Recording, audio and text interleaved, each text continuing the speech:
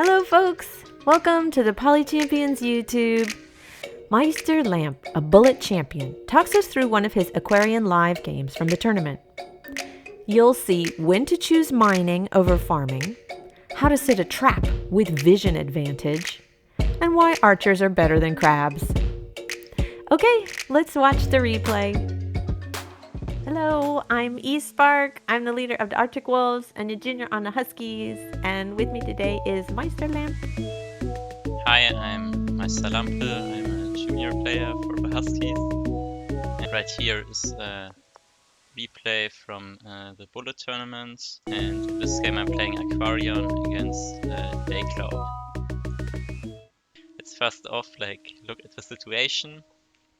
The capitals are very close, if I can say so. They're directly adjacent. They couldn't be any closer. And Yes, look at that. Your borders are right up against each other. You could, like you said, you could not be closer. yeah, well, let's see how the game starts. Daycloud, I don't even know how you both Aquarians are kind of pink right here. The one, maybe is purple, I could say. Well, he just kind of does He gets a warrior. yeah, kind of a standard start, I would say, making a warrior. I do the same thing. To mention is that we both move in a way that we don't walk into our opponent's vision to give them meeting stars right away, because that would just accelerate the economy of the other. Yeah, he right here finds his first city. He's probably not too happy about the resources he's seeing right here. Considering his capital, he's probably also going to upgrade it with 2 fruits, and he doesn't see any fruits yet there. I also move there, and I reveal even more tiles, and I don't see a single fruit, so that's not too good of a sign either. Well, there might be some hiding in the fog, maybe. Yeah, but I think at this point the odds already are against me that I can upgrade the city right away, but that is to be expected sometimes. He doesn't move his rider on to the village. Huh. Yeah, I think his thought maybe is that he can try to steal a city from me, because he already gets the first move, because he's able to move before me, and that way he can maybe get 2 moves in front ahead of me. Maybe I would assume that's his thought process there. We'll see if that pays off. Oh, look, a ruin on a mountain. Yeah, also a lot of mountains. Mountains nowadays have a metal rate of 80%. And because there also is a ruin on a mountain, I'm already thinking about climbing. But Did you get org? It's highlighted. Let's look at the capital. I want to upgrade Because my you can capital. you can see all the farms. But of course I went organization here, so I can upgrade my capital and to take the workshop for the +2 income, which will be really important. Are you thinking about getting climbing, especially to get that ruin? Yeah, I'm already thinking about climbing. The vision also is kind of nice, and later on for the defense bonus. Yeah, also what I want to say about upgrading cities, I think in an Aquarion 1v1 especially, it's probably mostly just going to be exclusively workshops, because the vision doesn't help that much. When you keep in mind that Aquarion doesn't have any units that have a high engage range. The highest that there is would be archers with roads later on, so the workshop usually is just going to be better. That's really interesting. I hadn't thought about that before. Of all the tribes, Aquarian is probably the least useful to have explorers because there's less of a threat. Well, if your opponent is Aquarian, we should say as well, right? For mirror matches. But if everyone is Aquarian, there's less need for vision because, like you said, there's not as much of a threat range because they don't have riders that can move. At most, they could put warriors or archers on a road. Exactly. He keeps on moving. He sees the fruit over there, which is a good Yeah. indicator that there's a city. Does his new village have fruit around it? Let's see. No, it has No. 0 fruits, but he also takes the organization to upgrade his capital, and he finds 5 farms. Like, unfortunately, that's like still 1 population short of getting a giant, because you need 11 population in total for a giant, and 5 farms only provide 10. And he gets the workshop. Yeah, I Oh, look at that. You found another ruin on a mountain. You must be thinking, dang, I gotta get climbing now. yeah, now it's like pretty much confirmed. I already wanted to go climbing forward. Yes. Like, after capturing the city, the price goes up to 6 stars, but like it wouldn't make Yes. sense to delay the capture, because at the same time I also increase my stars per turn by 1 by taking the city. So you don't get a unit in your capital, right? You want to save for climbing? Yeah, I should add that, why I didn't make a unit in my capital. Like, it totally would be a possibility to make a warrior in the capital, and I could still afford climbing the turn after, but I'd rather want the warrior be more towards the area where the fighting is going to be, which is why I want to train the warrior in the new city. Mm. Yeah, now I There we get go. climbing. I Climbing. also see that I got quite a lot of ore, like on every single mountain inside my borders that could have an ore. Every single one of them has it. Yeah, so he moves on to the third city with his amphibian now. He gets there quite fast because he skipped the second city with his amphibian. What did you get? So let's go back. I start the turn with 6 stars. When I first get the swordsman, I was like, well, like, that's probably one of the worst things that could have happened. Like, Yeah. But the swordsman is not very helpful. It's far from the action, but you got stars from the other ruin. That's fortunate. yeah, and then I'm thinking about how I can upgrade my cities. I see I got like more ores. At this point, I'm thinking about getting smithery and forestry, like forestry, so I can chop free my forge spot in my capital. Like, I'm going to need forestry anyways.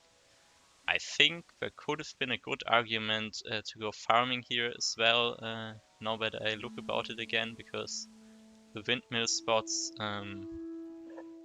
are a bit better, but at the same time, forges provide more population than windmills, so I think it's fine. I think I also wanted to get smithery over windmills, because the third city I'm seeing over there has a triple forge spot Yes. combined with my second city. Yeah, that was why I chose mining over farming here. Yeah, so there's more potential in the late game for smithery and forges from what you can see versus if you went for farming and windmills. So you felt like the path towards mining was better. Yeah, right here I trained a warrior in my capital. I'm not sure actually if I'm going to move that one to the corner or towards him. Like, both would be decent options, because if I move it onto the mountain towards him, I get meeting stars for him. He also gets meeting stars for me, but like only after I place, so I kind of get them a bit earlier. And if I get the lighthouse in the corner, then I can upgrade my capital basically for free, because I can just build a mine and then get the money back. Yeah. Yeah, he takes Does he get a tech? yeah, he takes farming before capturing Yeah. the city. Then he sees like all those resources over there, so he probably knows that there's another city. But he only has 4 stars. Does he get units? No, he doesn't make any units. I think he wants to save up to level up his cities. Yeah, because he'll have 10 stars next turn. He can use that for like 2 workshops or something. Okay, so the turn starts. I get meeting stars. Get 5 stars for meeting him. Like I wanted to avoid like giving him the clue when I'm walking onto the village, and I kind of wanted to bait him into moving there. So I think Ooh. I move around it a little bit. Yeah, I'm waiting for him to move towards that city so I can kill that warrior with the amphibian and the warrior I have over there. So And you spent 10 stars for 2 mines to get 5 stars back and an extra population. And you deliberately did not move within his vision because you want to like set a trap on that other village? yes, I think the 2 mines here were a bit debatable because I'm already thinking about getting archery anyways, and that requires me to get hunting. And in that case, Yeah. I could just hunt that animal and maybe save like 1 or 2 stars. Yeah. Yeah. And he's moving towards that village. He sees that delicious treat waiting for him and he doesn't suspect the trap. Yeah, he's also at 10 stars per turn now after upgrading his cities, but he, Mm-hmm. of course, did not make any units because of that. Yeah. He spent all his stars on upgrading and workshops. And And now now he I'm, attacks. Wait, you attacked him. Show that again. Can you zoom in actually? Yeah. so Let's right see that here, attack. I'm thinking how can I get that city. So like the only unit that can get onto the city this turn is the amphibian, but if I attack the warrior firstly with the amphibian, then the amphibian will be down to 5 health and dies to his other warrior, which is why I attack first with my warrior. Yeah. And I get the lighthouse, so I can upgrade my capital basically for free. And I decided to just move into his capital vision to like see what's going on.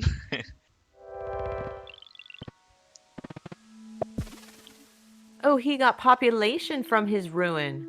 That Yeah, I was think lucky that's for pretty him. good for him because now he just needs 2 farms and 2 lighthouses to upgrade his capital. He can get the 2 lighthouses, the 2 farms, upgrade his capital, and then he can use the monument in that other middle city and get another giant. Yeah.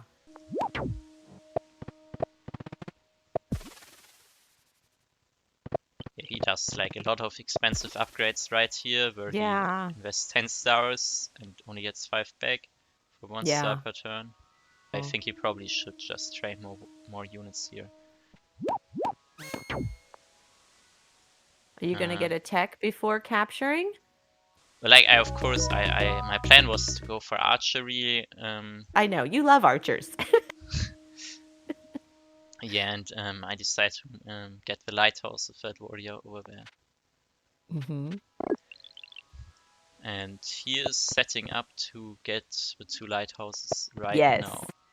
Does he finally get some units? Yeah, and this turn he actually trains some. All warriors. Yeah, Looks only like. warriors. Like, I mean, training amphibians isn't really worth it because, like, they're not really better than warriors and they're just more expensive. So right here I'm seeing, well, a warrior in the capital. You have 2 warriors and an archer in range. Yep. Exactly. So that's what I'm going to do right here. Before I move in there, I also move the other warrior in the north towards that city to like see where he has his units. But sieging that city, of course, is really bad for him because it also denies him 6 stars next turn. But he can get a crab next turn. We know that with the lighthouse, he can Yeah, pop but a giant. like what you always should do with archery is like prioritizing to mass them quickly.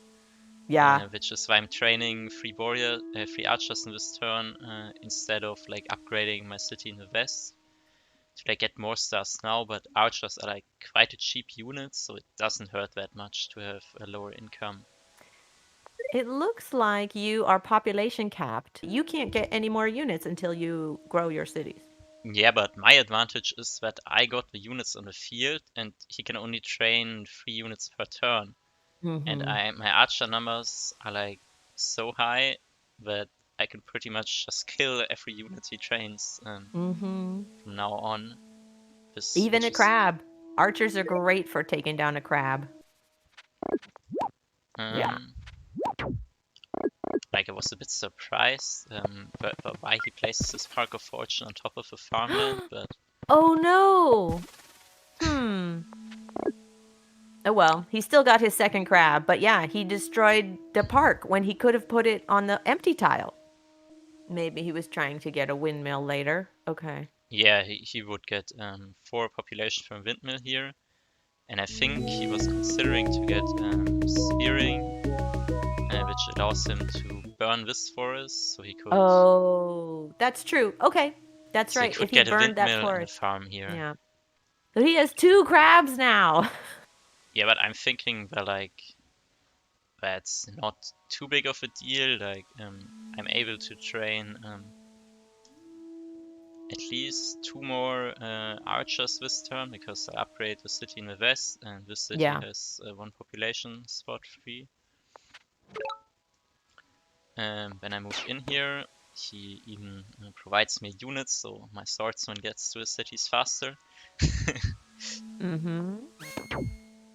And I'm just like thinking about ways to be like the most annoying. One important thing I will do here, this warrior, I will move that one away from the crab, because otherwise he could like, He could hit and bounce, right? The yeah, crabs can bounce. he would get to my capital so fast, so I don't have enough time to slowly kill it with my archers. Yeah, and you upgrade, and now, yeah, you can train 2 more archers. Where like in pretty much every city, if he trains something, it just dies right away. Yeah. He also is at 21 stars, but like at this point, he does not really have a good way to spend it right now. And well, let's see what he does. Yeah, so he attacks the veteran swordsman with his warrior and his crab. He leaves his crab in the capital. Yeah, I maybe that is potentially debatable because like I didn't have any unit next to the capital that would be able to siege it, but maybe he should try to pressure with that crab. I'm not sure if it would change anything. My goal was like I want to step on that mountain to like see what's behind.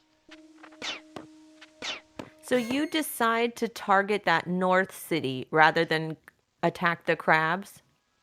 Yeah, like the crabs, I can't kill them that fast, and while they are just sitting in his city, they are not really a problem for me. And like I also have like so many archers, and like archers are great at dealing with crabs, so they are Yes. not really a threat for me.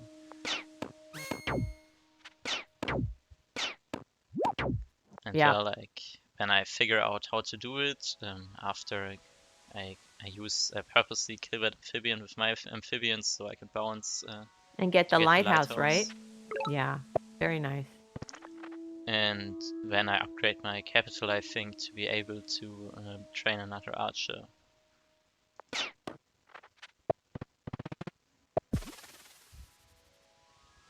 You get border growth. I think, yeah, border growth gives me some good resources, and it doesn't require forestry to get a double forge spot in my capital. I think that's one of the reasons why I went for it as well. But maybe I'll go back another turn, Yeah. like right here.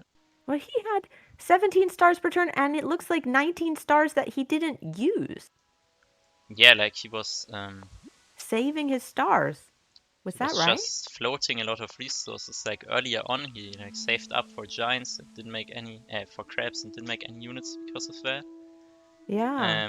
But and now it kind of backfired that his cities are under so much pressure that he can't safely train any units, so he can't really Right. spend it.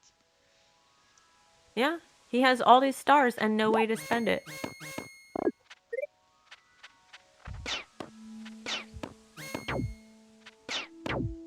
Yeah. So it seems like his biggest mistake was not training units earlier because he could have afforded it. I mean, what do you think he could have done differently? Like this right here, of course, still makes perfect sense because like he needs to get some economy going because like Mm-hmm. archers also like cost some money to create. But right here, he is at 20 stars. Yeah. So if he He has a wanted lot to, of stars. he could research archery, but like then he could only make one archer this turn. But But instead, he spent 20 stars on farms and 2 upgrades for his economy. yeah,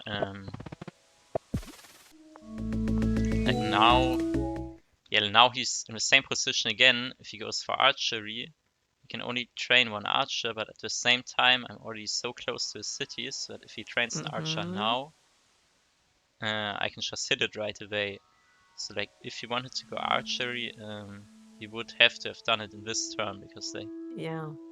because he didn't get archery here. I ended up getting so much space on the map that he didn't have a safe spot to train archers anymore. Yeah. Okay. Thanks so much for talking me through the game. This has been, I really appreciate it. Thanks so much. Yeah, no problem. Thanks for watching. Please like and subscribe. It helps us a lot. To support Poly Champions directly, plus get channel perks, click the join button below. For more Polytopia games with expert commentary, check out the links in the description. Join our Discord server. Get on a team. The link to the Discord is also in the description. Take care. See you on the next one.